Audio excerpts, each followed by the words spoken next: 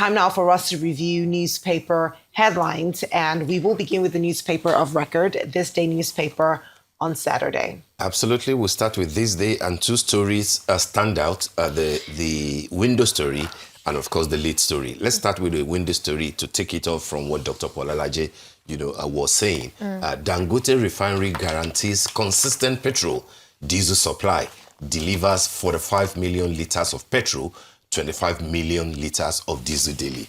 This is Dangote, saying categorically that they are dishing out to Nigerians far more than what Nigeria, needs to consume on a daily basis. This is Anthony Chejina, the group brands manager and the communications officer of Dangote, saying that, there's no controversy about it. And I'm interested in this subject matter because the only organization that seems to be coming out with data is Dangote.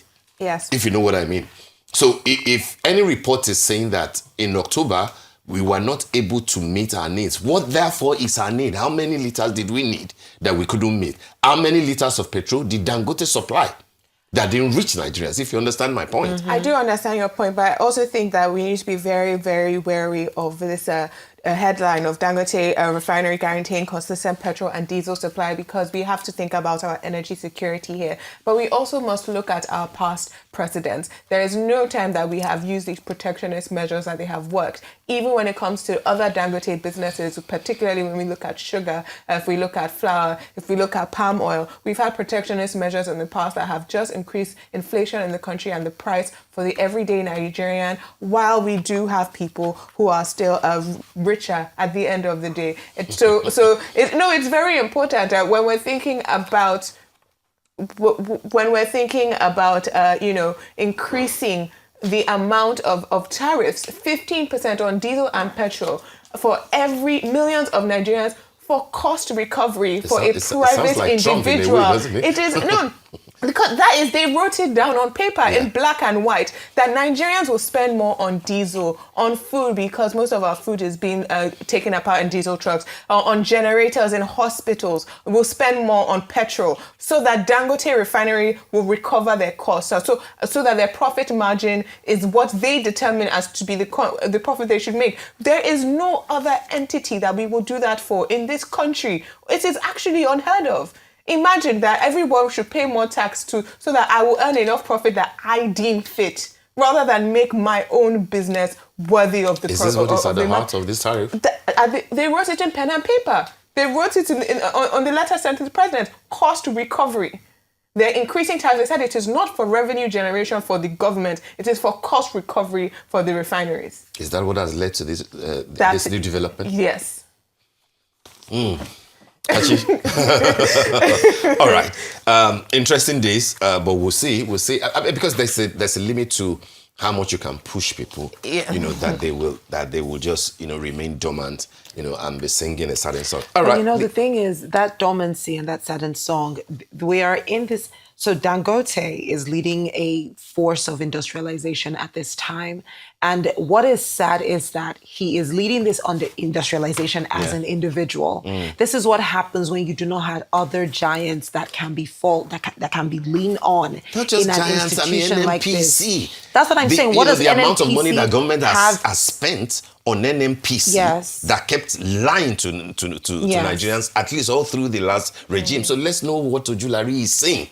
What are his own data? What is his interpretation of this? But again, we don't have more time. These are issues. Let's move to Trump leads. Of course, this is the story of the day, and we spent a good chunk of time discussing it earlier. The lead says Trump leads Nigeria as country of particular concern amid alleged Christian killing. What is important for me is the rider. Federal government to issue official response today. Which, I have seen a response coming as we have been on the show. The official from the government? What does it say? Not much. I'm not going to lie there. But before we leave this day, we leave this topic, because there is a story here, Akpoti Odoagon, why I invited Akpabio others to my project's inauguration in Kogi.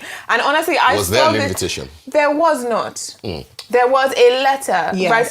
As is due process in the Senate and in the House of Representatives. Letters are sent for announcements. When senators have announcements, whether their children are marrying, whether there's been a loss in their family, Why shouldn't she invite Akpabio anyway? She did. She invited all her distinguished colleagues. I'm saying that shouldn't we encourage her to at least, it's but for me, I just for reconciliation purposes. Yeah, but they used to be very close. They used to be friends. But I don't think that's the issue, right? It's not the issue. Yeah. At the end of the day, what's therefore the issue? I think the issue is that she is a duly elected senator representing the people of Kogi And so Central. she should invite the Senate president. And she invited all her colleagues. Yeah. She invited You all wouldn't her encourage her esteemed. to specially invite the Senate president. There is no need to do so because Why? he is one amongst equals. He's first amongst equals is how they say it, right?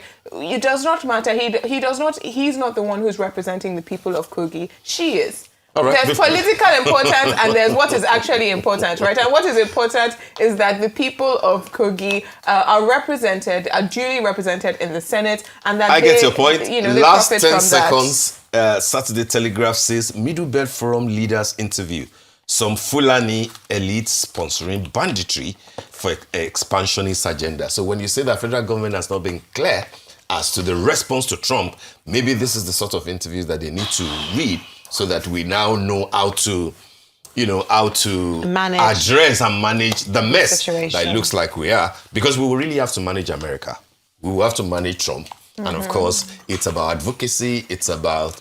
We definitely have to manage Trump. Nigeria... We see how he's doing Venezuela. We don't want to be there. we must manage it. All right, girls, thank you so much for today. That brings us to the end of the morning show today. Thank you for watching and do stay safe. I'm Steve Ayorinde. Well, I'm Adeswa Giwa Osage. Many thanks for joining us here on The Morning Show. Well, I'm Katri Ofia, and from our entire team here in Lagos, Nigeria, enjoy the rest of your morning and, of course, the rest of your day.